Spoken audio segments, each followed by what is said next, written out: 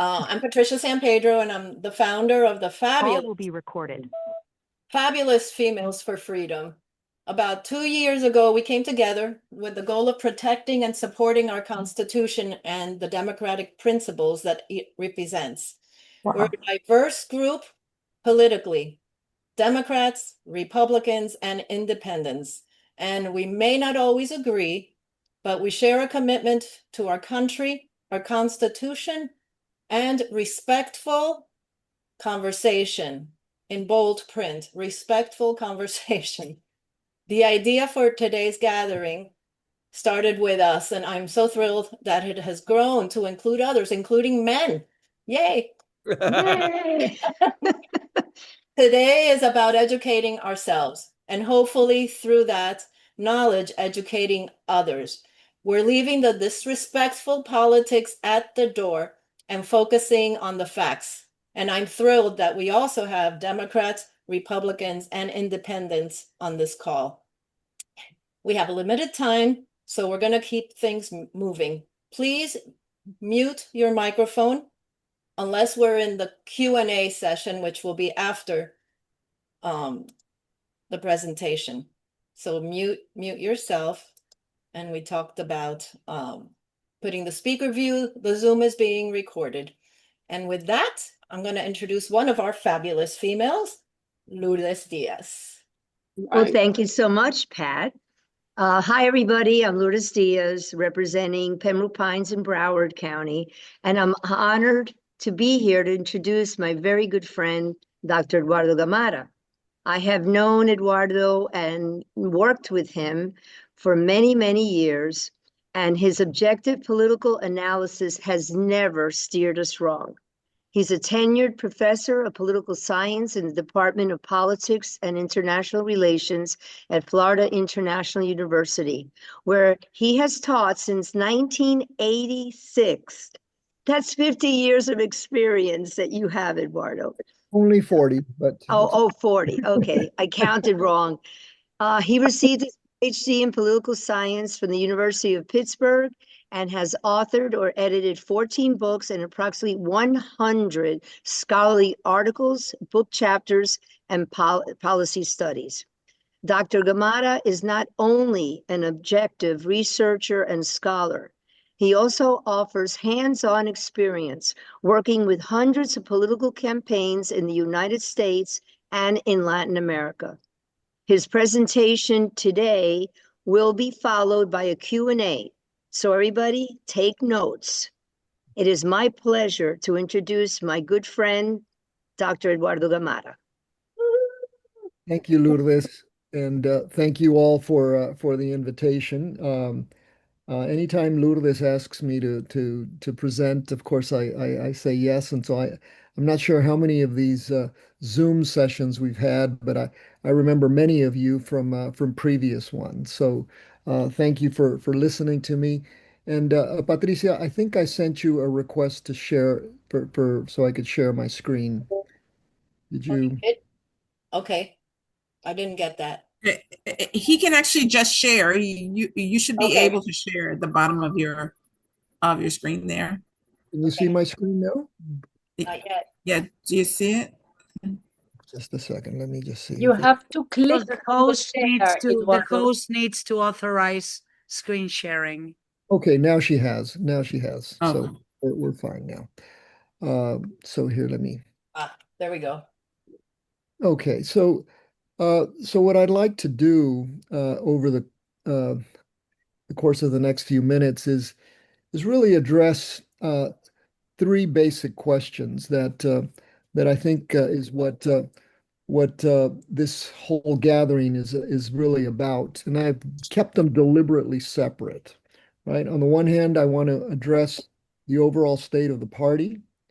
Secondly, I want to talk about the seriousness or unseriousness of the democratic socialist challenge. Fine. And then third, I'd like to talk about how Democrats can answer the socialism charge, right? I'm also going to, and I've added a fourth section here, which isn't in my introduction, but given the fact that we had the primaries on the 8th I've done some analysis of the results and placed them within the confines of this presentation. Okay, so what I have done, and this is different than what most of your colleagues might do from the activist perspective, is that I'm a pollster, and so what I've looked at is survey data, and I've looked at election returns, and I'm also trying to look at a little bit about what the leadership has been doing. And so the methodology, if you will, that I use here largely focuses on these three dimensions. Okay, so let me begin by trying to address that first question. What is the overall state of the Democratic Party? And here I think it's really important to understand this, what I'm calling a central paradox, right? The party right now is favored to win, right, in most polls, but it is also historically unpopular. And this is really quite interesting, right? If you look at the generic congressional ballot, and again, I've sort of taken the most representative one, in this case, the Silver Bulletin average, August 11th, right? Democrats have a 6.7% margin, right? Uh, but it's also a context in which presidential approval is at a historic low, right? Um, and a context in which, given this, right, Democrats require 5 seats to win the House. So that's the positive environment. But at the same time, we have a situation where the brand is not doing that well.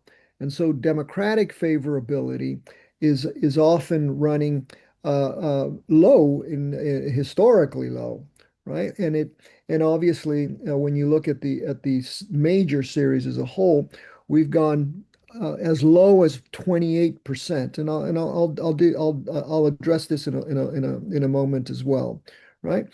There's been a decline of 10 percentage points in favorability just in the last year, and this is important to understand. Okay, so what this is sort of these are the broad indicators that I've looked at, right, from the generic ballot on average, the generic battle looking just as a ballot looking at a single survey, and presidential approval and presidential approval sort of the average, right? And then looking at what the House seat math. I haven't dealt with the Senate as much as I should, but certainly that's where I'd like to in some measure address this, that when you look at the historical baseline at midterm, on average, the incumbent party loses 27 House seats. Whoa! So that gives us a fairly optimistic, let us say, view of what might happen in the context of this paradox, right? The party is historically unpopular, but on the ballot, we're doing okay, right? So, and we need 5 seats. So there's reason to be optimistic, but I don't want to be too optimistic yet. But I think that there's reason to assume that the House is going to be very closely contested, right? Now, if you look at, and what I've done is I've looked at 3, let's call them reputable houses, right? The pollsters. CNN had the Democratic Party at 28%. This was a poll back in March. Fox News had us at 41%, and Verisight had in April 45%. So you can see the range here of favorability for the Democratic Party, right? Now, this is more a question of how, it's really an issue of how the question is asked, right? Rather than saying this pollster doesn't know what he's doing, which is often the case, right? And I find in my profession, right, often that's the main explanation. Well, the pollsters just don't know what they're doing. But this is really an interesting observation here, where we have this extraordinary range from 28 to 45% in terms of favorability. All right. Now, what does that really tell us, though? What does it mean, right? So when you look now, so that's the general population, right? The general electorate. But when you ask Democrats, right, uh, uh, how favorably do they see their own party? This year, it's 77%, but this is down 10 points since last year. Whereas Republicans have still an 85% favorable view of their party. And this is effectively not changed, despite everything that has happened with MAGA, with Trump, and the foreign policy, et cetera, the economy, et cetera, et cetera. Republicans still retain this extraordinarily high favorable view of the party, whereas we have dropped in the same period, right? And this is really, going into the paradox that I noted at the beginning, right? So now, how do we explain this? And this is probably one of the more difficult things to do, right? Um, and again, I'm looking at polls, right? And what do the respondents tell us? Well, mainly they're telling us that the Democratic leadership is weak and that it is not fighting hard enough, right? So they're not saying the party is way on the left. They're not saying the party is way on the right, right? The principal criticism is coming from inside, and it's saying we have very weak leadership, right? And again, we're looking at the national party here, right? And I think that this is really something that I think merits some further analysis, um, uh, because if leadership is weak nationally, then that's going to also reflect at the local and at the state level, where leadership is also increasingly weak, right? So now let's look at specifically at the Florida case for a moment, where I think that there are some structural issues that are probably more important than the messaging issue as such. And often, right, in my conversations with Maca, with Lourdes and others, right, Lourdes is really big on messaging, and so I want to kind of push back a little bit on this, because I'm beginning to think that it's not just an issue of messaging, that it's really kind of a structural thing that we have, right? We have a 1.5 million voter disadvantage, right? And that's still growing month after month, right? We have about 7 in 10 legislative seats are held by Republicans, right? And they have super majorities in both chambers. That is a structural problem that no messaging is going to turn around, right? 1998 was the last time Florida elected a Democratic governor, right? And here's an issue that I've been thinking a lot about, and it's not a suggestion in terms of what should be done in the future, but there are about 3.3 million no party registrants, NPAs, who are excluded from the primary process, right? And these are largely young and Hispanic, right? And they're essentially excluded from the nomination process in both parties, right? This is the fastest growing segment of the electorate, and yet it has no role in choosing the candidates, right? So you can see then the paradox, right? We're favored on the ballot. Our party is losing registrants.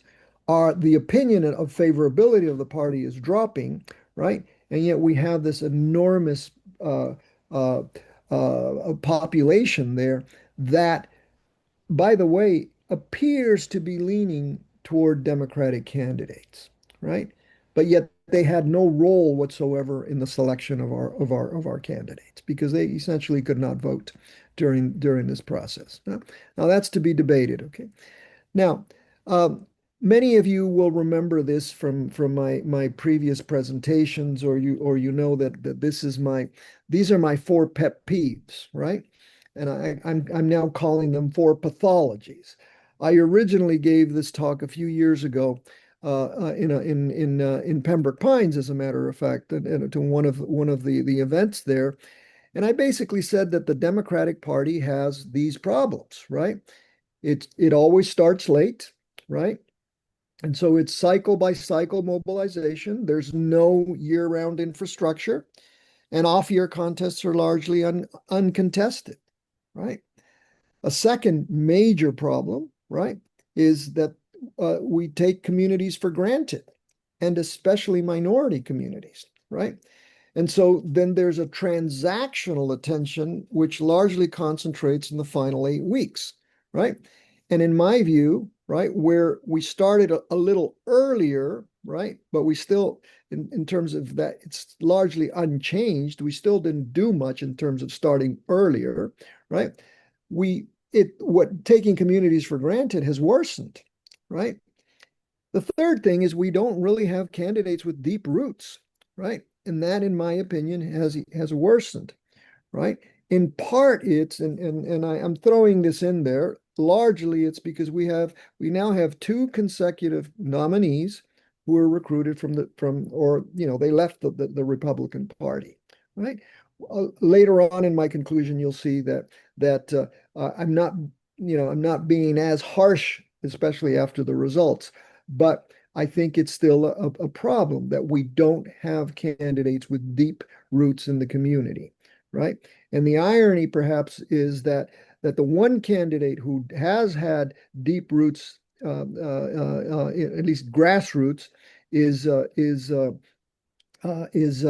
Nixon, who won on with a very good ground effort, right? So, and then the fourth one, and this is really kind of self-serving, but I've said it so often, is that we don't really invest in research. We have a strategy that's set largely without constituency research, right? What we really end up having then in this context is that the opposition, the Republicans, actually define who our candidates should be, right? And I'll address that a little bit more in a few minutes, right? So November will fix some of these things, but it's also going to conceal the structural issues, right? The cyclical things, right? The generic ballot, that will, I think, if it pans out the way most analysts are predicting, then the generic ballot should help us, right? The House seat math should help the Democratic Party, right? And we have an enthusiasm gap, let's call it that, which is generated by the unpopularity of the president, right?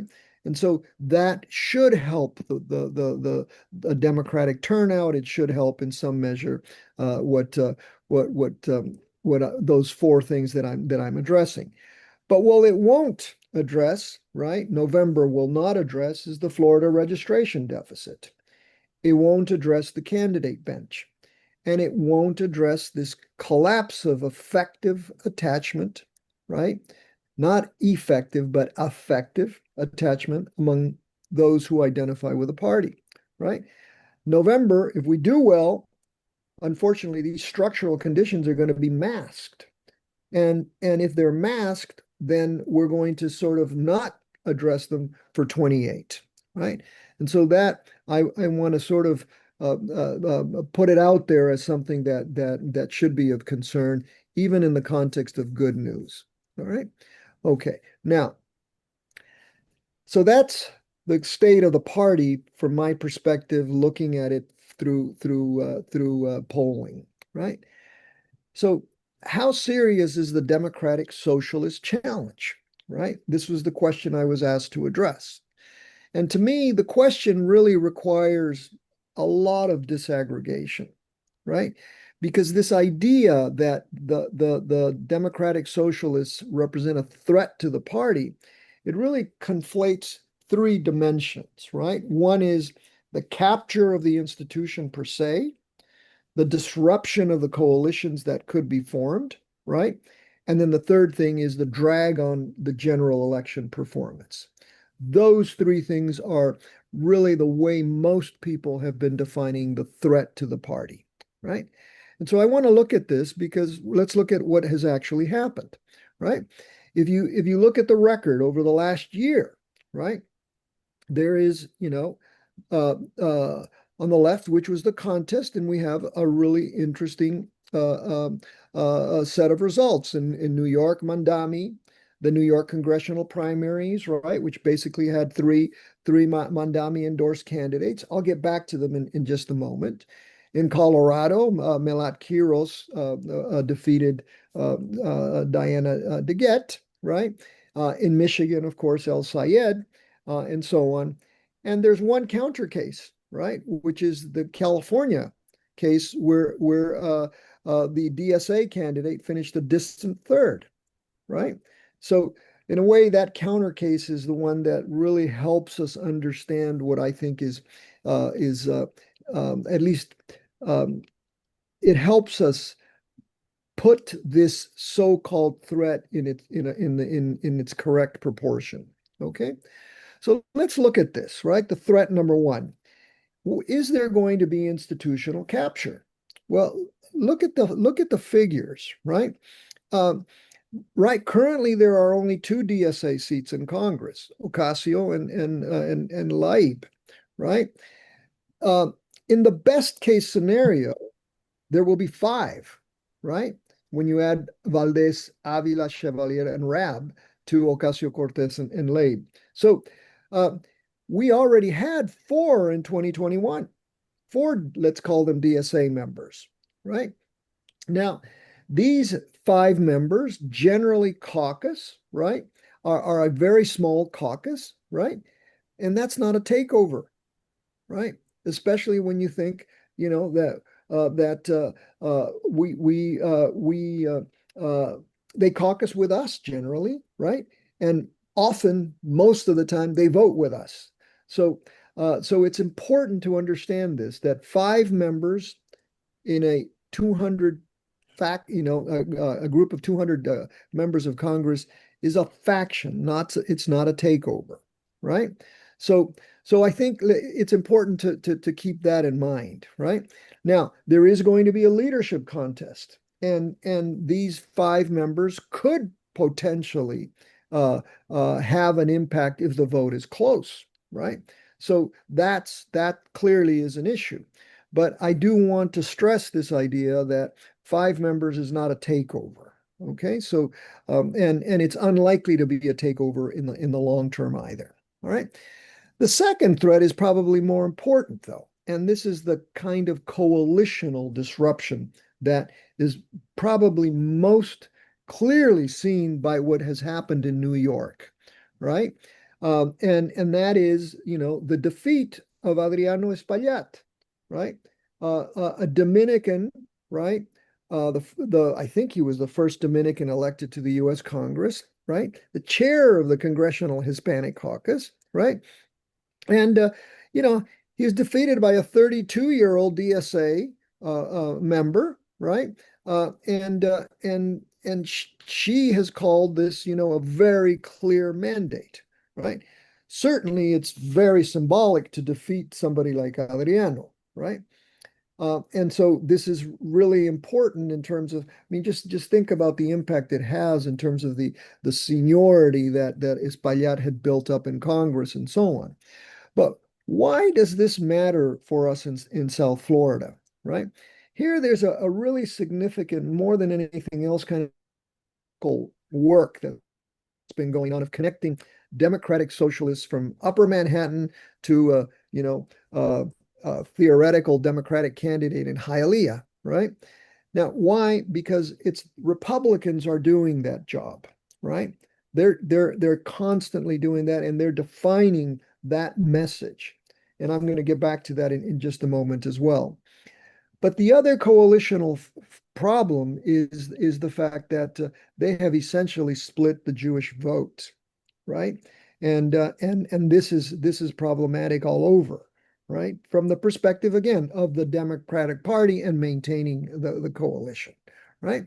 So, and I'm not casting any value judgment on that whatsoever. I'm just stating what the figures are, right?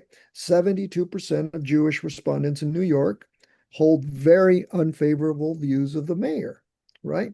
And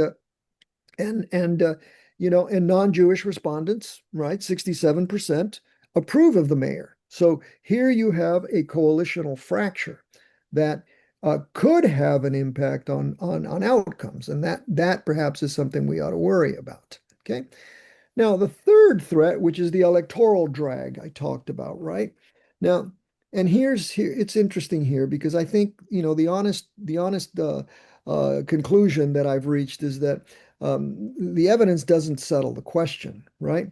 And perhaps making the argument is stronger just for simply saying so, right? But let's look at what the data tell us, right? 50% of registered Democrats say they would be less likely to back a DSA member. Okay? But here's the interesting thing. But the association with MAGA or a Trump endorsement is a larger liability outside of Florida and nationally. Okay? That, I think, is a very interesting observation, right? Now, we also know that this is the national sample, right? This isn't just Democrats. 52% view socialism negatively. 53% of independents, right, are unfavorable toward DSA specifically, right? Now, that's okay. If we're saying we're trying to capture independence, so let's say we've got 47% that aren't so critical of socialism. I'll get down to this in just a moment. But to me, I think we need to really focus on this, that, the general public prefers capitalism over socialism, right? 54 to 39%, right? But look at some of these figures, and as we move into the Democratic side in just a moment, you'll see what I'm talking about, right? 38% say in polls that a shift towards socialism would be good, right? That is up 18% from 2010. Now, there's still 61% who disagree, but this is a significantly large shift, okay? Now, the other thing that is happening, and this is the broad electorate, views of capitalism among registered voters have dropped also dramatically, right? They dropped from 57 and 27 in 2019 to 50, 46, right? Isn't that interesting, right? So people are questioning capitalism today more so than they did in 2019, right? And so this to me is really, really kind of interesting. And when you look at Mandami's favorability among the general electorate, he has 58% and 45% statewide. So I think it's these data really take to task some of our assumptions about the electoral drag. So I want to get into this, and really, therefore, what we have are two interpretations. Both are defensible, but let's get into them, right? Let's see the drag interpretation, right? Socialism is still a minority position, and the label has a net negative with independents, whom we are trying to court, right?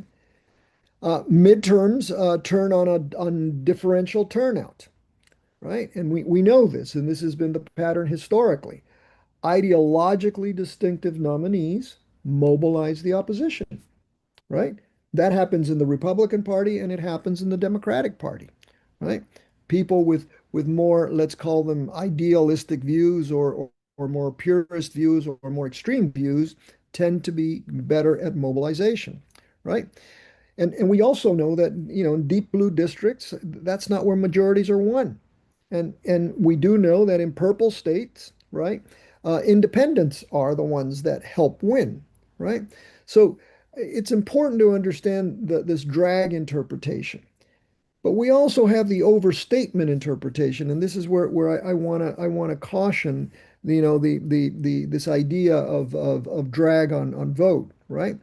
Because the comparative data tells us that the socialist identifier is not as bad, is not as damaging, right, than what Republicans carry. Okay. And so what we have is an underlying movement, which is largely about declining confidence in capitalism, but not a rising enthusiasm for socialism. This is, again, and I'll show you some interesting data in just a moment, right? The main issue is still affordability, right? And what's interesting is that DSA candidates have been very disciplined about it. Democrats have not, right? And I want you to really think about that, because we know that most surveys tell us that affordability, uh, uh, unemployment, all of those issues are really the main issues that the electorate is talking about, right? And we have been very undisciplined, not really across the board, but generally undisciplined about this issue, right? And so we're wasting a lot of messaging, right? That should be spent on the economy, right?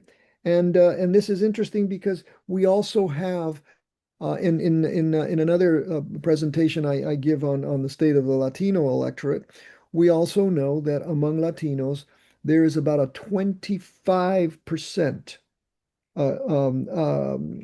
how should I put it? Uh, about 25% of Latinos who voted for Trump say that they will not vote for Trump anymore. Okay. And so it's important to understand this, because we're wasting a lot of messaging on things that are really not that important, including calling ourselves running on "we are not communists." Okay. And let me get back to that a little bit later. Okay. So Maka, don't get mad at me yet. Okay. All right. So now, so what I'm saying is that, the left flank isn't taking over the Democratic Party, but you know what it is doing? It's giving the Republican Party a face for it. And those are really very different problems. So to me, the challenge isn't one of capture. No, it's one of characterization, right? And it's very asymmetric when you go by geography, because clearly Florida is really the main thing, but Florida is an outlier in many senses, right? So when you look, for example, where DSA candidates, where you have DSA aligned candidates and where they win, the label is costless. Nobody cares if they accuse you of being a communist or a socialist. Where Democrats have to flip seats, though, right? It really provides a low cost, message, right? High salience, primarily heuristic, I would say, right? But in South Florida specifically, right? It requires no factual connection to the local candidate. You can call somebody a communist, whether they are or they're not, and it appears to work. All right, at least from the messaging that the Republicans have done, right? Okay, so let's move forward a little bit on this, and so I don't take too much more of your time. To me, let us assume that the threat is serious. I think it also needs to be sharply differentiated, right? So I've added a few other elements here, right? Is there a risk of national brand contamination? Yes, right? Because radical plants can all be attributed to the Democrats, no matter what, right? Is it a threat to safe seat nomination? Well, low turnout may decide, right, who goes into office, and we're kind of seeing that here in Florida. Is it a threat of coalition fracture? I said it's medium to high, right? What about policy capture? I want to get to that in just a moment, right? Is there a third party possibility? Very low probability. And is there a formal party takeover threat? Probably not. Very, very low risk. Okay. Okay. So here, quickly, let me say that, let me just do this, right? Uh, what do voters actually believe? And this is important in understanding where the democratic voter appears to be, right? And so what we've done here is a lot of the crosstabs, right? So here what we find, for example, is what are the positive views of socialism versus capitalism? These are Democrats. 58% of Democrats see socialism favorably. Okay. 1 in 3 Democrats, right, identify as democratic socialists. right, have that view. 62% are Democrats who say that they would vote for a democratic socialist, right? Again, this is polling. It's not my interpretation, right? 32% are Democrats who like, right, democratic socialists. They're neutral toward them, 56%, and only 11% dislike democratic socialist leaders. Okay. Again, this is what reputable firms tell us, from Pew Research to CNN to The Economist YouGov to CBS News, right? So this is really where I think, the framing is, and this is a national framing, clearly, right? Not a Florida one. Now, when we look at this, right, in terms of crosstabs by party, right, and look at some of the things, what are our indicators, right? There's nothing good about socialism. Republicans 54%, independents 33%, Democrats 11%. Okay. There's nothing bad about socialism, right? 12% of Democrats say that.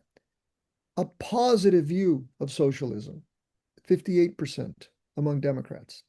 A positive view of capitalism, 42% of Democrats, 51% of independents, right? And then let's look at this. Would never vote for a democratic socialist. Clearly, the Republicans, right? And when you say what are there unfavorable views toward democratic socialists, right? I stress the independents, right? Because that's the group where we are likely to grow, right? So now this label, right, has an impact that varies, and it's really interesting here, right? Who among Democrats like DSA leaders, right? 40% of whites, 30% of Asians, 21% of blacks, and 20% of Hispanics. All right. So this really tells you something interesting about the demographics of this, right? Now, if we look at the Latino situation, right? Again, this is positive views of socialism. All Latino registered voters positively 23%, 41% see it negatively. Okay. And then, but if you go down and look at the Cubans, right, 60% have a negative view of socialism, right? And that's our reality in this state. So I think we have to, again, we always have to understand that geography is really, really extraordinarily important if you're looking at this nationally. If you're looking at it in Florida, it really is complicated. Okay. Now, the generational differences are also important, right? These are people who say that there is nothing good about socialism, right? And here you can see, that the older you are, the more likely you are to reject socialism. But when you start looking at younger generations, they don't have that problem anymore, right? Now, these are post-Cold War generations and so on, but it really is kind of interesting to look at because, again, as I said, most of those who are independents, right? And I told you the numbers for Florida, right, who did not participate in the elections, right? Maybe had they participated in the elections, the favorability for democratic socialists would have been higher, right? And not lower. Okay, so now, so let me just suggest some things of how you might counter the socialism charge, right? And here's what I'm thinking, right? If you look at what Republicans are doing, right? This is what they're doing right now. And it took me a while to gather this because it really involved going through and seeing what they're doing over the next few months, right? So you have kind of an institutional commitment. They have this. They have a midterm convention in Dallas, right? And it's organized around the hard left socialism theme in the Democratic Party, right? So we know what their message is going to be. It's that the Democratic Party has been captured, right? The data, of course, tell us that the party has not been captured.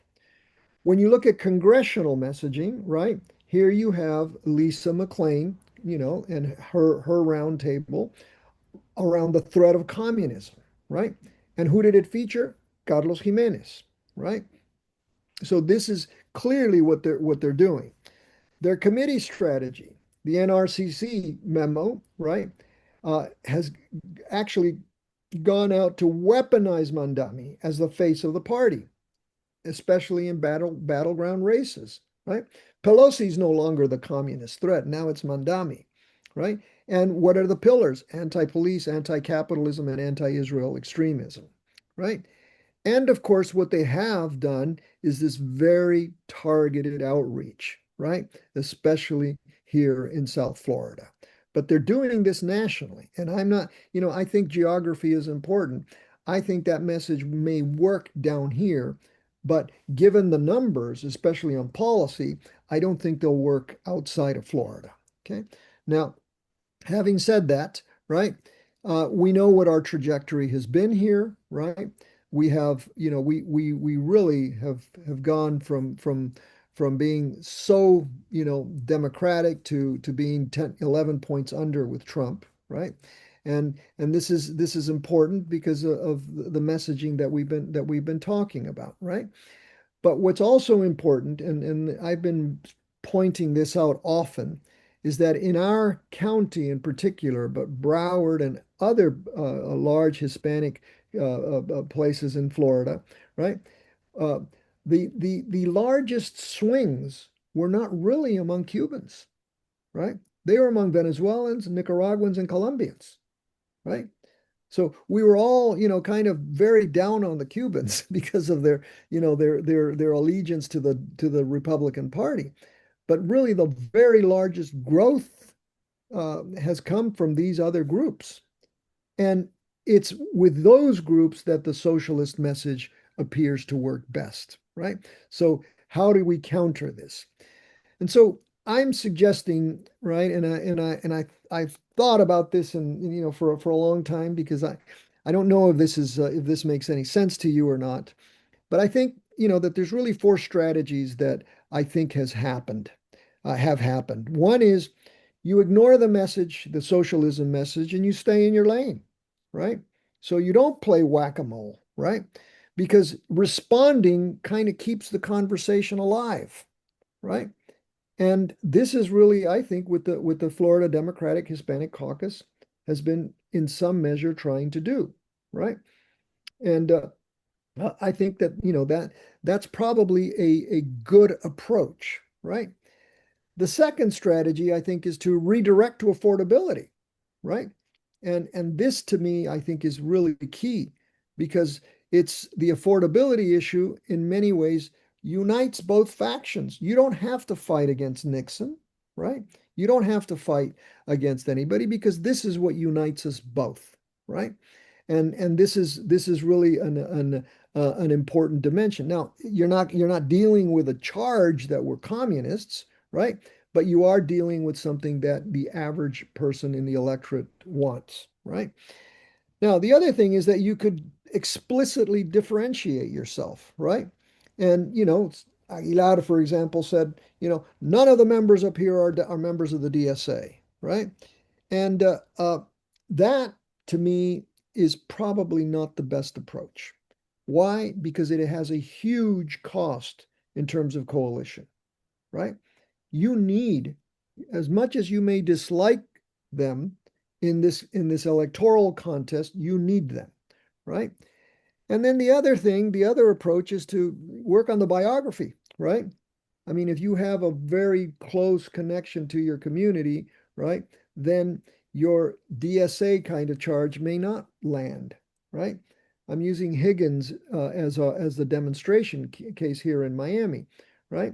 So biography matters more than any label, perhaps, right? So these are what I would say are four responses that might be the way to go in the context of the next three whatever it is 80 days, right?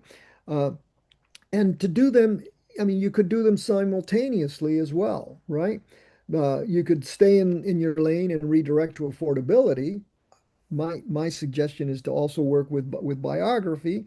I'm not too crazy about the explicit differentiation because I don't think it works.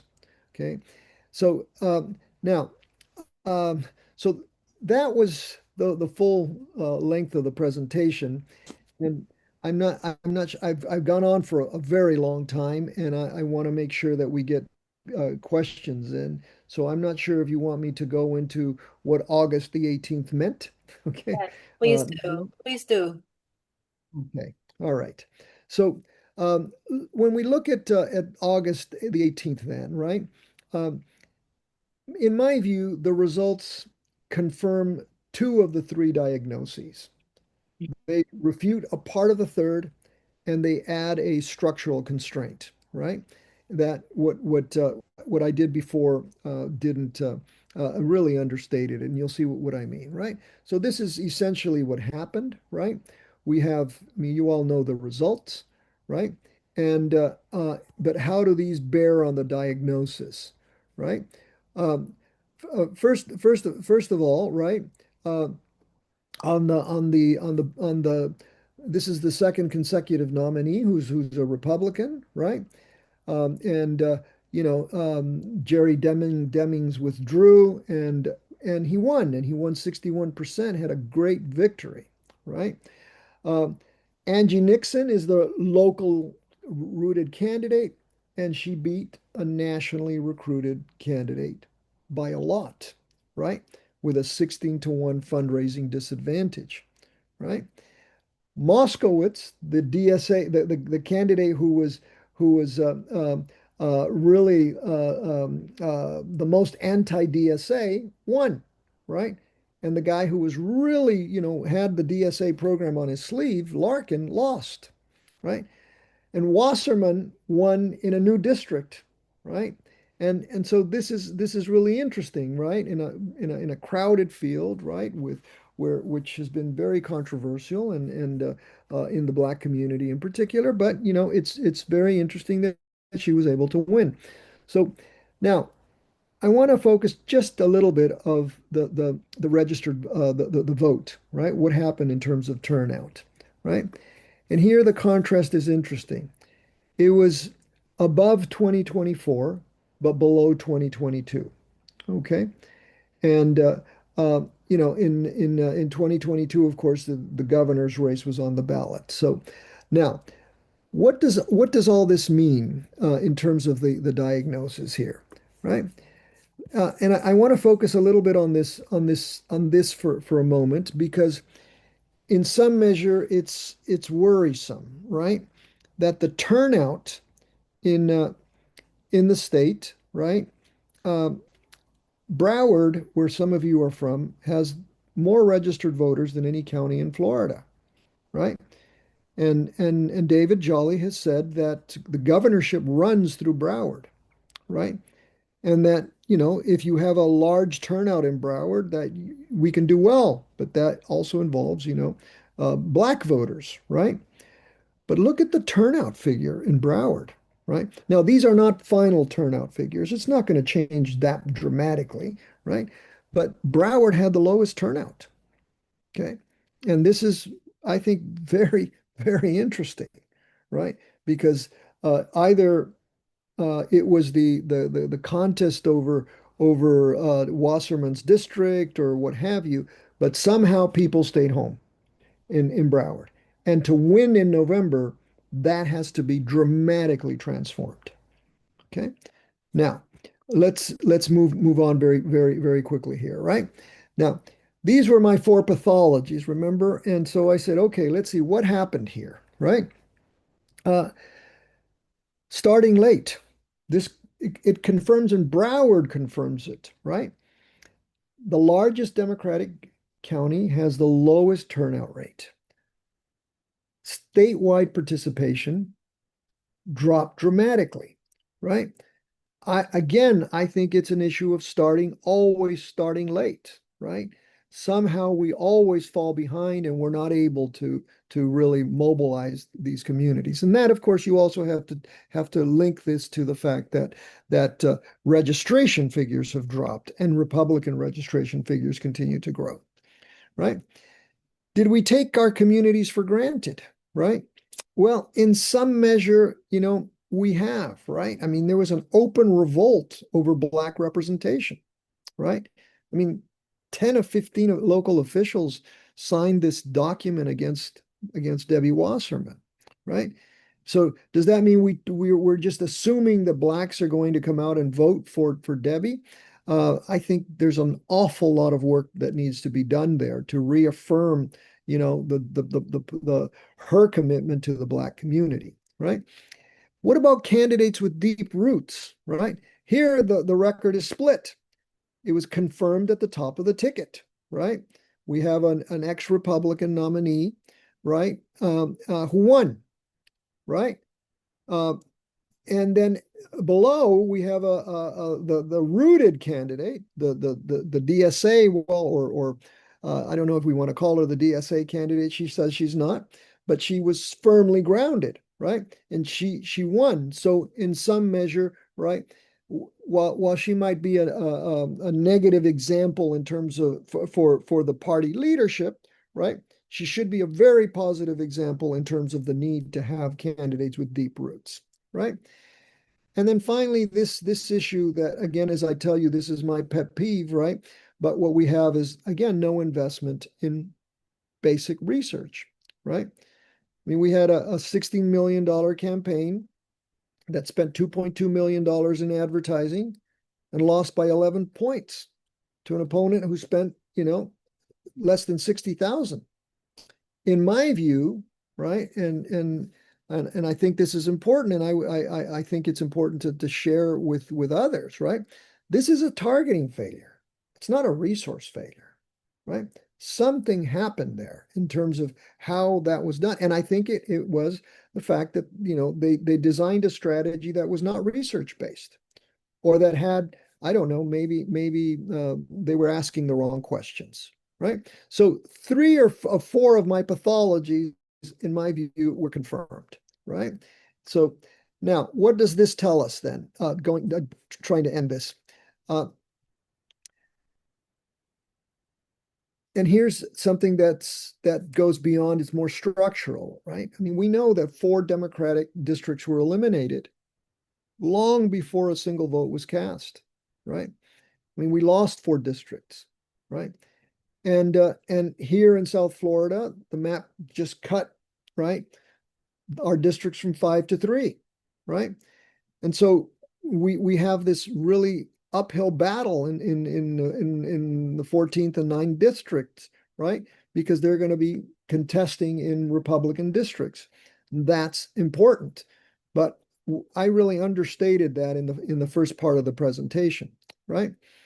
And then the 5th structural constraint, the independent of turnout, right? And independent of the quality and the message, right? And that is that, that what you have is you have a serious representation fight. Wasserman moved districts and won, right? And in some measure, right, we've lost the black seat. It's still a Democratic seat, but that's something that we're going to have to deal with in a very serious manner. Okay, and then let me just move to, sorry. So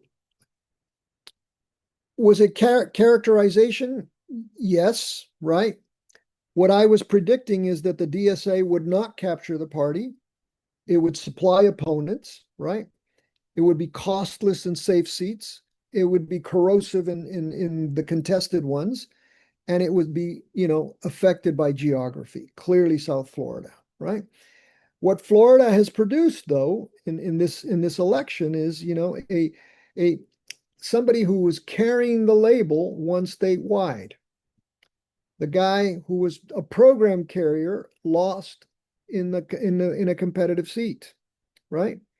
And really within 24 hours, right, the charge was live from both directions. Okay, and this is what I'm trying to get across in this presentation, right? The Republicans said, you see, the party was captured by the DSA. And the state's most prominent Democratic incumbent basically said, right? So here you have Moody said, right? Nixon, and her comrades want to destroy this county, this country, and everything that it's built on. And Wasserman Debbie said, I reject the DSA. I reject the fringe left, right? Et cetera, right? So what is a kind of a novel thing is not that the Republican attack, which was predicted, right? It is that the most prominent Florida Democratic chose differentiation. What I told you in terms of strategy, right? My sense is that differentiation has the least possible return because it fractures coalitions, right? So if we go back to what I said the 4 strategies should be, right? You stay in your lane, right? Nixon said people can argue all day about labels, but what she cares about is that people are suffering, okay? Redirecting to affordability. Nixon's actual campaign, Medicare for all, rent-free, taxing the billionaires, free childcare, right? And Wasserman did some of that, right? She called for the party to rally around high prices, right? Differentiation. Wasserman differentiated, right? And that put her in the safest position, perhaps, with respect to some in her district. But I think it's going to affect the coalition building ability that she might have, right? And then, of course, biography. Again, Nixon really worked the biography as a Jacksonville native, union leader, et cetera, et cetera. So when you look at the strategy here, right, I think it's, at least I'm trying to provide you something to think about, right, and how to go forward now, whether it makes a lot of sense to try to explicitly differentiate ourselves, the party from the DSA, or not, right? And I'm not, again, I'm not casting a value judgment here. I'm just simply saying, what I often tell you is, do we want to be effective or do we want to win, right? And that's really something that right now we have to look at, right? So we haven't essentially settled a few things, right? The primary is not a general election. We all know that, right? And with a very low voter turnout, we have a lot of work to do in terms of getting a full turnout in November, better turnout, right? Now, the label hasn't been tested, right? Because it hasn't run through a general election. These were primaries with active groups. So we don't know yet whether the label, the DSA label, or the label that the party has been captured is going to have a major impact, right? We really haven't measured Dade County either, right? This is a place where some of these things are really going to be playing out in certain districts in particular, right? I'm looking very, very closely at District 27, which is where I live, right? I think we're probably spending a little bit too much time lamenting Vindman's loss, right? I think it's probably it has more to do with he was a rookie coming in. And then, it's not about ideology. I don't think it was about ideology, right? And then I think we also need to be aware that these turnout figures are partial. So in any event, I'm going to leave it at that, right? And I've sent this to Lourdes, so she can either distribute it to you all to think or criticize or do whatever you want. Now, I'm, if you still have time, I'll be glad to answer questions. Well, first of all, thank you so much. This was really eye-opening and fascinating. And I'm sure that we all appreciate you taking the time to speak with us today. It's fascinating. And especially since the fact that we have Republicans here, we have Democrats. I don't think we have MAGA. We have DSA. So we have a wonderful combination of people.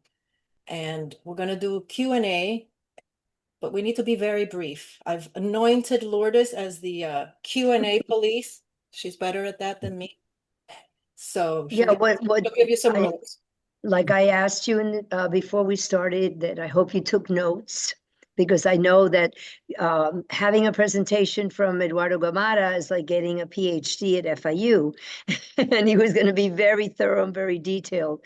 So I'd like you to raise your hand if you would like to ask a question. And does everybody know how to raise their hands? I think that's with the react button on the bottom. So the first person, of course, who raised her hand, and she's going to ask a question in 10 seconds, is Macarena Iglesias from the Hispanic Caucus. Okay. 10 seconds. In 10 seconds, I'm going to go like this because I have no idea how you turned around this post-mortem analysis of the primaries in a matter of 3 days. I need to have this tattooed on my forehead, and it's going to be something that I'm going to keep referring back to. So Lourdes, please send it to me. I think that your study nailed it. It is exactly what we saw in Florida, exactly what happened. I was gobsmacked about Broward. I did not think Miami-Dade was going to overperform Broward. The question for you, my friend, when you're confronted with the candidates that we have, when we have a really, really, really strong gubernatorial ticket, and a candidate that has been building the coalitions that you spoke of for over a year and a half, a man that's trying to bring every single person who is not a MAGA Republican into the coalition to vote in November, while at the same time holding space on the ballot with DSA Nixon. I don't mean that in that disrespectful way. I'm just, stating that she's a DSA candidate. How do we talk about, and I've seen several people pivot. And my question is geared because I give interviews on television. So is it pivoting to the issues, the affordability, the economy, the problems that you think is what's working the most effectively right now? Is there any distinction that needs to be made in any capacity, or we avoid it altogether? That's my question. Thank you. Yeah. Also briefly, right? I've basically told you that the differentiation does not work because it has an enormous impact on the coalition. And whether you like it or not, you will need DSA votes in November, right? And you will also need a very large vote from independents, right? Who had no say this round. And so differentiating doesn't work. It also, I think, is not very, right now in this context, it doesn't help anybody. I mean, the Democrat, pardon me, I made a very strong effort to highlight to you how the entire Republican message, the Republican Party is kind of thinking that the rest of the United States is like South Florida, right? And so their messaging is about communism, right? And I said they're making Mandami the face of the Democratic Party because they're saying, communism is really bad. But that works among mainly MAGA people, right? And I also noted how the Republican Party has not really lost much support over the last year. I mean, there's still 85% still have a positive view, right? But what's important though, Maca, I think is that, you have to be extraordinarily strategic and cautious going into November.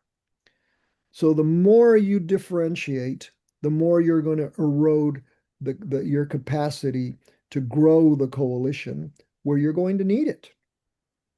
And I think, just in observing, I was reading some of the things this afternoon that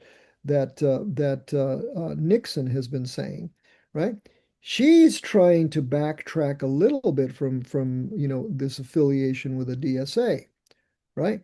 But she's hunkering down on the issues that poll very well nationwide, which were the essence of her campaign.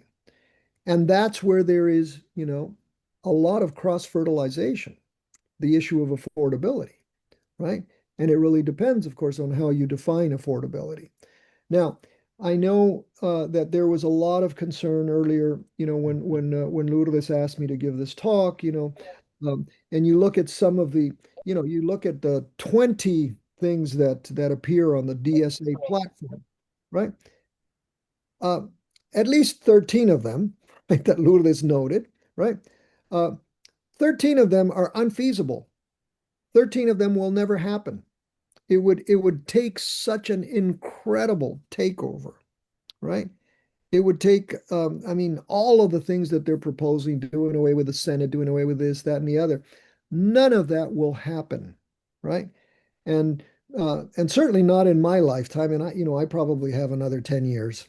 So the point I'm making is that where there is some kind of agreement with them, though, is on issues related primarily to affordability and primarily to issues like health, issues like housing, all of the issues that we know the country is not doing a very good job on. So I think it's important, right? That's why I put those the strategy and thinking about differentiation maybe not as the best way to move forward. Thank you. And now we want to hear the question from Mr. Mario Cartaya. Eduardo, my old friend, so good to see that you're still in the game. It makes me feel good that you're still in our corner. Good to see you, buddy. Same here. Sorry I missed you when you were in Miami. Well, we'll have coffee another day.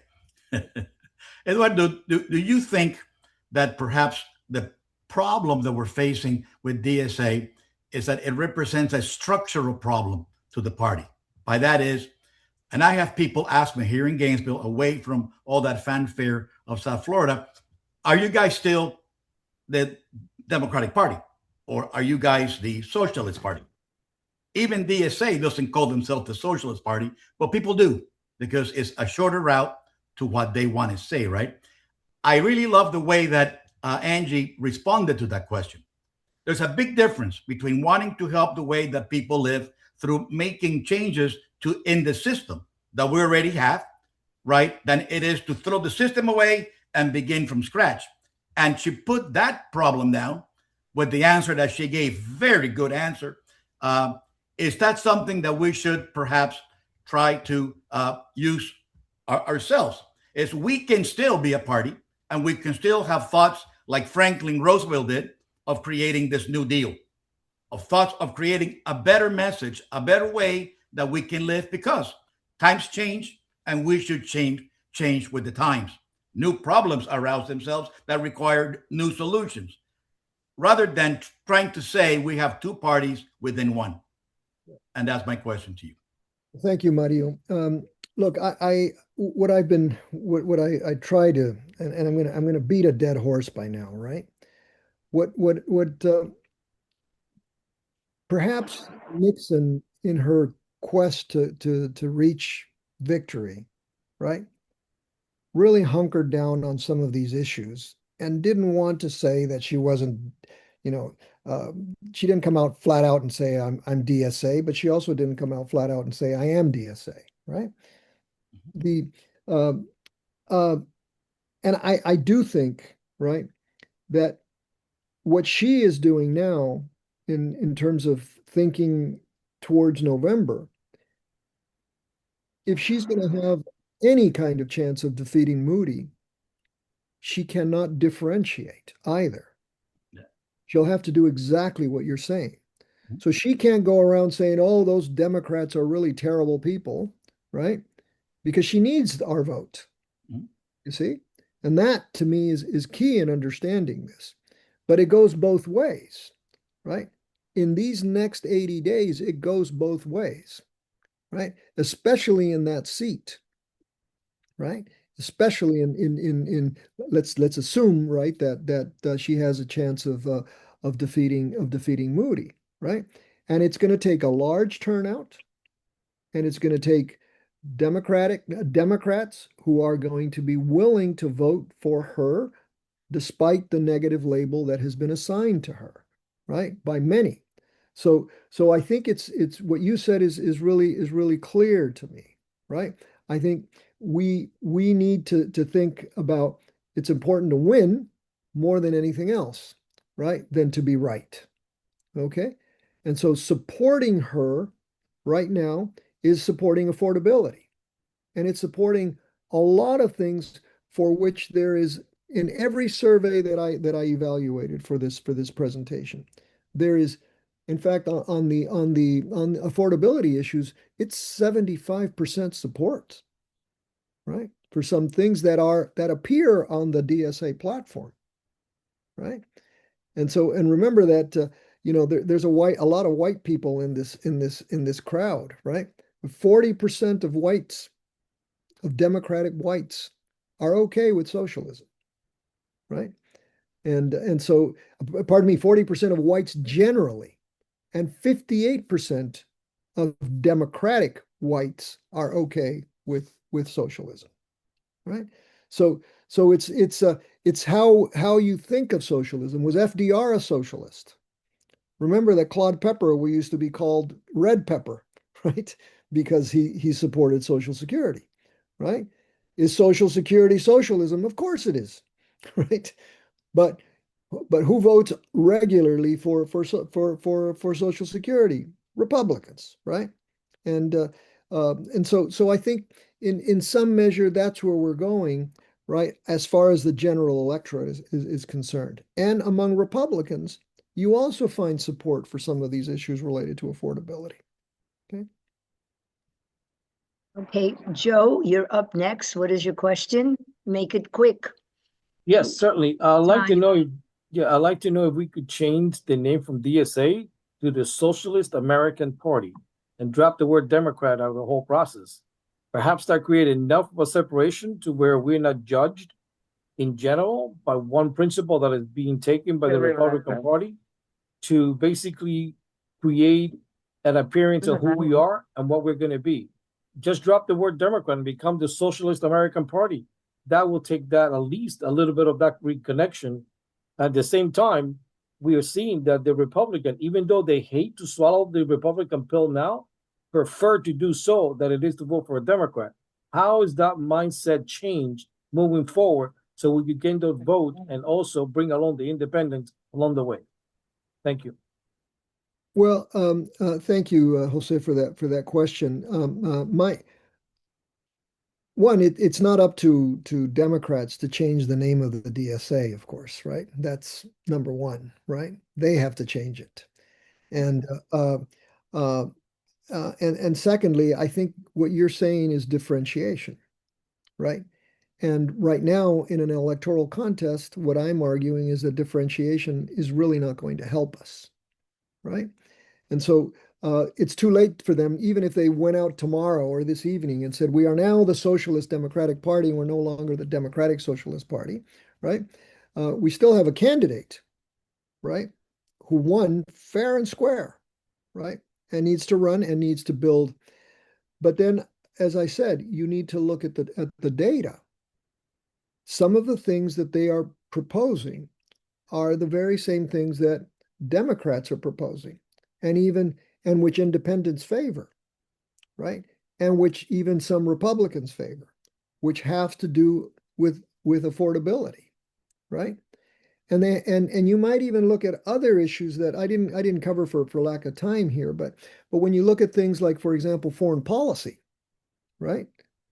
I mean, it really is kind of fascinating how there is such little support for the foreign policy of this administration, and it goes across the party spectrum, right? So it's not just the socialists who are saying this, but it's Democrats and DSA. So there are, again, the whole logic of this approach to win an election is coalition you have to build that coalition. And, I see that Evelyn is here, and so I'm going to say something about the Colombians. Yes. In Colombia, they always say that in What politics, was saying? often No, but I'll do it. in politics, you have to swallow a lot of frogs, right? And sometimes the frogs are very big, and that goes both ways, right? So if we want to win in November, right, differentiation is not going to work. All right. Okay, now we have a question from Scott Evans. Okay, thank you, Dr. Gamarra, for the PhD. I will look for my diploma in the mail. Scott. Having a blended ticket, which it sounds like we have right now, will not differentiating from each other increase voter turnout, because the people that would like Angie are going to now want to come out and vote for her. So that might be a plus for the Black vote, for the younger vote that wants this more socialized concept. So that might work to our benefit. My concern, because I think that's what's going to happen, and by not, by kind of laying low and just letting them have their space, and will those DSA people that do now turn out, will they vote for the moderate Democrats that I more am part of? Yeah. Well, Scott, and I think your question is a really, really important one. And the way to answer that is, what I'm saying in terms of this strategy right now is, what's good for the goose is good for the gander, right? If Nixon wants to win, she will not win with a strong Democratic turnout for her and a strong independent vote for her. And so for her, differentiation also doesn't work, right? So the more she attacks Democrats, right? Why should I even vote for her? We might as well just say, well, look, Moody's going to win anyway. Why should I even go out and vote? And if I go out and vote for her, it's really endorsing her, right? But I do think, right?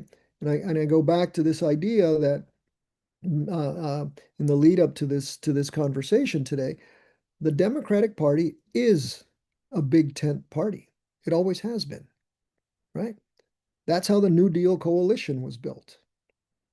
And I think right now, in the context that our country finds itself in, the only way we're going to get out of this is by rebuilding some of these coalitions. And so, as difficult as it may be I frankly have had, to swallow fairly hard when I saw some of the leadership of the DSA on Fox, right? I would have perhaps been a little bit more comfortable if they had gone on CNN. I don't know, right? But for them to dwell on things like, let's abolish the Senate, let's abolish this, and let's abolish, I mean, I don't understand what objectively that was about. Well, Because we realize that's not going to happen, but the opposition is hyping exactly. those aspects. So Exactly. That's my point. That's my point. The only ones that they're propping up is this idea that that Republicans are saying we're all communists and we all want to abolish the Senate. We all want to do this, that, and the other. And and so therefore I think it's we shouldn't be explaining too much, right? In the next 3 months especially. We ought to focus on affordability and we ought to focus on getting our candidates elected without really trying to demonstrate that you're not a communist, right? I've spent the last 40 years of my life as a professor trying to demonstrate that I'm not a communist. Okay. And and it hasn't worked, right? Even though when you talk to people in the DSA, they think I'm some kind of fascist, right? So that's how labels work.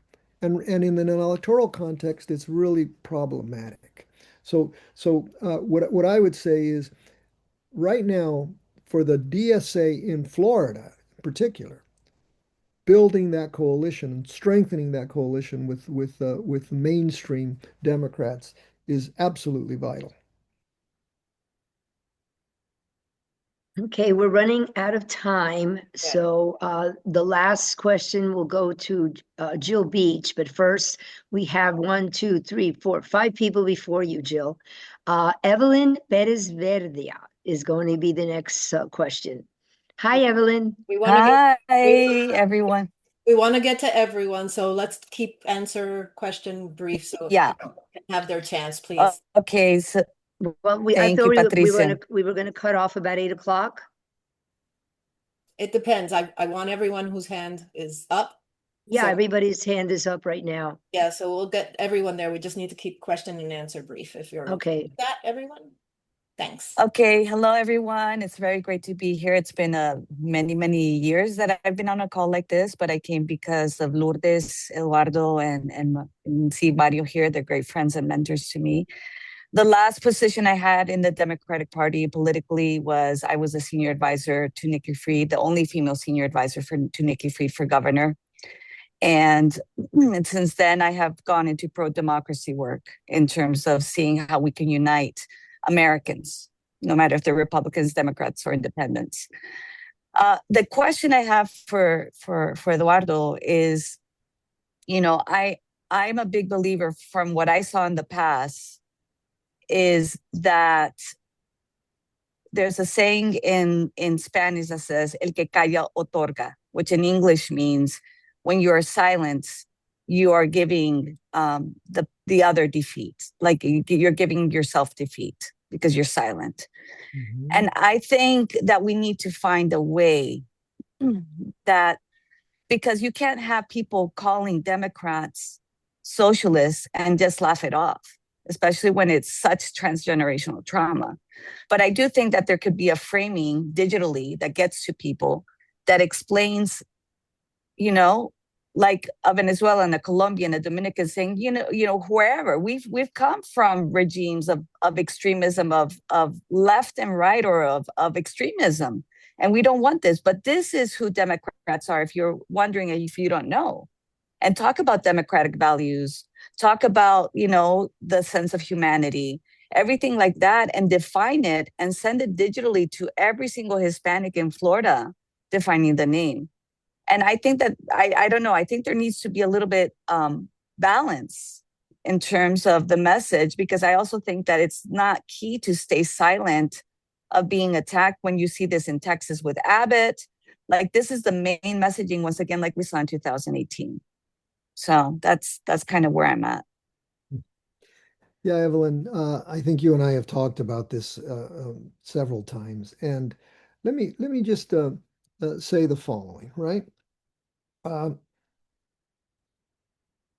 I think it's important for Democrats to state what they stand for, right? Not what they don't stand for. Okay? I think you have to do that. And I think that's essentially what you're saying. So what are the Democrats' values, right? I think that's really key. I have another presentation I can share with you all where I sort of go through that exercise, okay? But it really is key to understand what is it that Democrats stand for, right? What I'm saying, Evelyn, is that we can't spend too much time basically saying what we're not, right? And that's a lot of times what I find from our candidates is that they spend way too much time saying, I'm not a communist, right? And that's when you do that, it's not el que calla otorga, but it's really by acknowledging a charge that is not true, you're wasting very valuable communications time. Okay, you're wasting an awful lot of time, and sometimes it's the entire message, right? So I would say, maybe you can say, yeah, look, I'm not a communist, right? Fine. This is really what I'm about, right? But don't spend all of your time not, countering every single, charge against you of being a communist. Because I think that's going to be really problematic especially when you have 80 days, now much less than that, to campaign, right? You need to convince people what you're about, not what you're not about. Okay. So anyway, it's a short answer to a very long discussion that we should have. Okay. Okay, next question is Madeline Shirley. Hi there. Thank you so much. Welcome, Madeline. I was truly impressed. I mean, I was disappointed in our voter turnout, obviously, but I was truly impressed that the African American districts, at least in Miami-Dade, came out so much stronger than the white districts. And but I was curious to see how Angie was doing in other areas of the state, including some of the rural areas. And just looking at comments that are on, I don't know, I've been watching like Marcus Farrell's things. I don't know if you've seen his videos, but tons of people respond to those.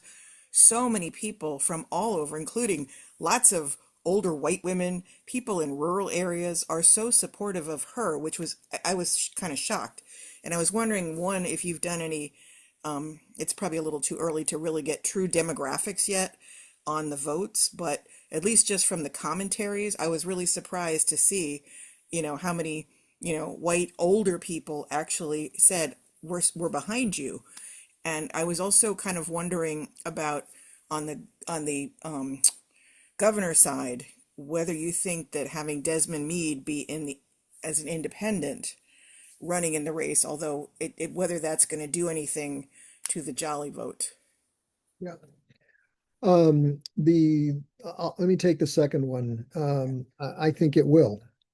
I think it will, and it's gonna take independence away from Democrats. So that's often what happens when you run 3 or 4 candidates, right? So, as Latin Americans studying Latin American elections, we know that it's probably one of the worst problems that elections have, when you have candidates that detract from the possibility of somebody winning. So yes, I would be concerned about that. The other thing, I haven't done the study yet, and I'm sure that I hope there are people doing it, right? But when I looked at the results, right, I was really struck by Nixon's performance in Miami-Dade. Really struck by it, right? Because on the surface, right, you might have really said, well, Vindman should have won here, right? I mean, this was really an area where one might say it's kind of a natural. I think Lourdes, correct me if I'm wrong, but I mean, at least he came down here a couple of times, right? And but I think that it was the African American vote, right? There was that turnout is really important, and it wasn't the Jewish American vote, it wasn't Cuban American vote, it wasn't the Hispanic vote, certainly. So, but I think that energy there needs to be captured, right? How do you translate that into a November vote that goes for the governor, that goes for, right? And so that's why, if you go back to my differentiation thesis, right? If we're going to run a campaign where we are differentiating ourselves from her, right? Maybe the African American voter will come out to vote for her, but won't vote for the governor, right? And will vote for the third party candidate, okay? And therefore will affect our chances of winning the governorship. Okay, so I think it's really goes back to candidates with deep roots and good campaigns, right? Again, I don't want to be too harsh on Vindman, because he was a rookie at this, right? And but overall, I don't think the campaign was a very good one, right? It could have been better, and but maybe it was the rookie rookie efforts, right? That affected him. But in any event, I think it's key to look at that performance that she had that was really, you know, drilling down by, look, I've been getting, I don't know if you all have been getting, but I've been getting text messages from her campaign. I mean, by the dozens. Okay. I still don't have one message from our candidate for governor. So let's tell Mr. Jolly to start a very, so this, it makes a difference. If it's any, and let me just give you an example of what I think happened in one of the judges, right? You all know that Miss Segura won, right? As a judge here, right? 20-something-year-old won, right? Or maybe early 30s, right? You know how much they spent on text messages and getting, it was really, I mean, when people go to vote for people like that, nobody knows who the judges are. But she won, right? And I think it's important, therefore, to have this kind of grassroots effort and the effective use of digital media, right? To get out the vote. So let's hope that we can do that, but don't differentiate because we're going to be in trouble. Okay, Jordan, your question? Hi, thank you, Eduardo, so much for this. I'm going to hit the third rail of politics right now and ask you about Jews in Israel. I've been a very, very politically progressive person all my life. I grew up with hippies in a commune in Vermont. But I've been alarmed and frightened by the rise in anti-Semitism and anti-Semitic violence and discrimination since October 7th, and by the dogmatism of the DSA over anti-Zionism, which I believe frequently just has increasingly just translated into anti-Semitism and discrimination. How would you, I also need to say that I violently oppose Netanyahu and what he's done, and really hope he gets voted out and that Israel takes another path. How would you suggest speaking to fellow Democrats of all stripes with whom I share almost every opinion, but to ask them to find a way to reach them over the subject of Zionism without them calling me, as I've been called, a genocide enabler and a kike and a Zeo-Nazi? Jordan, that is a really very important question because I was critical of Vindman's campaign for many reasons. Mm-hmm. But one of the reasons I was critical of him was because he didn't respond effectively on the Israel issue, right? And he kind of shied away from it. And I think that there are some issues that we just cannot back down from, right? I mean, there are some things that are acceptable and other things that are not, right? I mean, I can have an intellectual discussion about why you can't abolish the Senate. But when it comes to issues of anti-Semitism or racism of any kind, I think, that's what I think in some measure it's what Evelyn was talking about. What do we stand for, right? I think that's where you draw the line. This is what we stand for, right? And it's a tough thing because you're going to make that distinction, and it's really problematic, by the way, even at the university, right? Where I have to attest that I'm not anti-Semitic in drawing up my syllabi, right? So the Republicans have really managed to build on this, right? So even despite having plain old Nazis in their party. Exactly. But what you said, for example, I don't like Netanyahu, okay? Well, that's enough for you to be censored at my university. Okay. So we are in a problematic. I can't do that. I don't do that. Okay. So it's a tough issue, but I think there is a very, very significant, right, value that, and at least that's why I'm still a Democrat, right? I mean, this is a value, right? We are not anti-Semites, but we also should not be, anti-Islamists. We ought not to be, into persecuting Hispanics and so on and so forth, right? I mean, I think that's a value. That's what we stand for, right? So when DSA members say that, we ought to call them out on it. I think that is a perfectly acceptable area where we need to differentiate ourselves, right? And I think it's educate them at the same time. And there are some people that are never going to educate themselves on that, right? And that too, you will find you'll never get them to vote for you, right?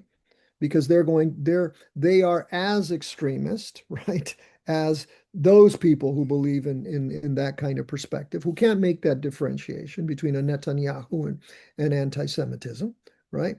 But I do think there are some values that, that I think have characterized this party, not the Republican Party, our party. Okay, we have about 5 more minutes. I have a meeting that I have to go to. Gitel? Hi, thank you so much.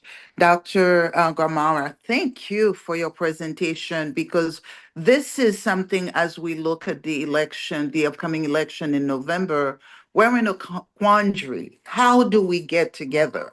We started out by we got behind a candidate who is formerly a Republican, an independent. So we had to overcome that. And I think people really listen because I've gotten some of the comment, he was a Republican. I say, well, maybe this is the best thing. Maybe he can see it on both sides. So we have to look at the commonalities. I agree. We definitely have a structural challenge in the Democratic Party. I feel that this election is critical. And we have to put everything else, set it aside until we win. Because if it continues that way, I think it's going to continue to segment our community where people are saying, well, I'm not going to vote for this person. I'm not going to vote for this person. We have to want to win, period. So I appreciate you really have given me great insight to move forward towards this election. And so we're one party. We're one party, different views perhaps. And it's really understanding how to communicate depending on the community you go into. Because I had to do a lot of convincing about Jolly in the beginning. But then right now, everybody's on Jolly's team. Thank you. Yeah, let me just very, very briefly say the following. I had the privilege of editing a book with David Jolly, right? About how to bridge the gap of a very polarized country. And we had basically 2 Democrats and 2 Republicans. We wrote this book in 2018, 2019, right? And I sort of had the privilege of watching that evolution of thinking by Mr. Jolly, right? And so as much as I said we should probably as a party have the always the ability to recruit leadership, right? I think this is probably a good example, right, of somebody who I think has the values that we share, right? And probably will be, if he wins, and I think he has a good chance, right? uh, will be a good Democratic governor. Okay, but I think it's really it's sort of contradictory to what I've been preaching, right? We need our own candidates. But here is a good candidate who I think has had a sort of a 7, 8 year progression. It's not that all of a sudden, yesterday he decided to change parties, right? It's not that all of a sudden just to see, oh, maybe I can win, right? He changed parties. So so so so I think it's important for in this non-differentiated world that I'm arguing for, that Mr. Jolly also understand the need not to differentiate too much, right? And push for an agenda that is able to construct that coalition, right? So, Eduardo, are you okay with Jill? questions coming in? Okay, I'm going to try. I mean, Jill hi, B. everybody from Oh, Palm Beach. Hold Oh, on, I'm I'm sorry. why don't we take the last, and then I'll Yeah, the just, last two. We have Last three, Jill. Lourdes, if you need to go, just go. No worries about it. No, I could do the Okay. last two. I already sent them a message that Okay. I'm We gonna have- be late. We have 3 more and that's it. okay. No, Really Gitel quick. Gitel already went. So we have Jill, where's Jill? I'm here. Oh, I'm in. we had Jill and we had the Diverse Coalition. that's it. Okay, So we'll make it quick, please. go ahead, Jill. Okay, I'm going to do my best to be 10 seconds. Thank you so much, Professor, and everybody for being on the call from Palm Beach County.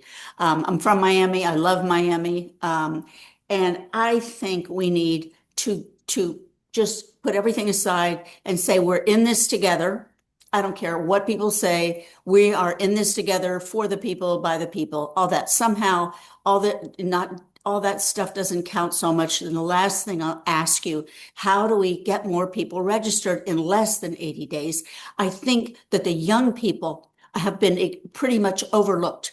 I talk to everybody who waits on me, no matter where it is. Are you registered? You can use your driver's license and a smartphone and you can vote. It's your future. Nobody tells them they are important. So how do we get them and get more people registered? Thank you for everything. Yeah, okay, let's take the final, another question, right? The final question is going to come from Diverse Coalition, Phyllis. That way you'll have both of them. Yeah. Wait, Phyllis, you need to unmute. I'm so sorry. Thank you for inviting me. Thank you. I am so impressed with Eduardo, the professor. And I really enjoyed this very much. Now, here's the question. I'll do it as quickly as possible. The day before the election, I posted everywhere, no matter who wins, even if it's not someone you supported, support them from now on because we have to win. Well, the next day, Angie Dixon won. I had not supported her. And no offense to anyone, I hadn't. And then when she won, I couldn't say that anymore because there is something hanging over her head, which is anti-Semitism. Is she an anti-Semite or is she not? And I haven't heard her say anything about it. I heard her say, I read something today where she is not against prisons. She's just against private prisons. And I agree with that. But she hasn't come out and said anything about that. And it makes it so difficult. I want to support her. I want to have a Democratic win everywhere. What do you think of that? Or do you have any suggestions? Right. Well, let me answer the first question very, very quickly. In the presentation, I noted that there are 3.3 million people, independents and young people, who did not have a say in the selection of candidates, neither with the Democratic Party or the Republican Party, because of the way in which the system is structured, right? We have closed primaries. Now, they will be voting in November, and that vote is up for grabs. And when you look at some of the polling on them, they appear to be leaning not overwhelmingly, but they appear to be leaning toward the Democratic Party. Okay. And a lot of it is going to be, about getting them out to vote, but with a message, right? And I don't think the message is going to be, we're not communists, right? It has to be that message grounded in values and grounded in what the party is, right? Or what the coalition is about. Okay, so that's very important. So it's key to be able to reach out to those 3.3 million who were excluded from the primary process. So however you do it, I think it's going to take a little bit of good research and then really, solid campaigns. Okay. Now, your question, Phyllis, is a little bit more, and I'll try not to be too long-winded about this, but 2 or 3 years ago, there was a Haitian candidate for Secretary of Agriculture. Do you remember this? Her name was Naomi Blemore. Okay. And she won the primary. And the party rejected her because she was a candidate that was very ambiguous on abortion, right? Denied that she was anti-abortion. And she also had a position on the LGBTQ community, and so she tried to reframe herself, but it wasn't enough for the party to actually endorse her, right? So she was the Democratic Party nominee, but she essentially didn't count on the party support in terms of funding, in terms of a whole series of things. And yet she was the Democratic best performer. She did better than Charlie Crist in terms of performance, proportionately. Okay. And of course, a lot of it had to do with the fact that Haitians went out and voted for her, but she was also able to bring in Christians and others, right? And I drew a very important lesson from that, because I think, in some way, in some measure, we're also applying the same thing to Miss Nixon, right? She has some controversial views, no doubt, but she's the nominee and she won the nomination fair and square, right? I think it's against the interests of the Democratic Party to not support her. Okay. But I do think, Phyllis, and I think I can't remember who asked the question previously about this. Maybe it was Jill. But she has to, come out and be clear on this, on what to me is, you can't compromise on racism in any of its forms, right? And I tell you this as a Hispanic, right? Hispanics are very racist, right? A lot of things. And that's unacceptable too. But just because I'm a Hispanic doesn't give me the privilege to be racist against somebody else, right? The same way I think that it's not acceptable for others to assume that they can be racist or bigots on certain issues just because of who, what their race is in particular. So I think it would be a good advice, those of you who are close to the DSA here, it would be very good advice for Miss Nixon to come out with a strong statement about anti-Semitism. Okay. Eduardo, you have been beyond fabulous, and you've opened our eyes, honestly, just fabulous. And we are so, so grateful to you.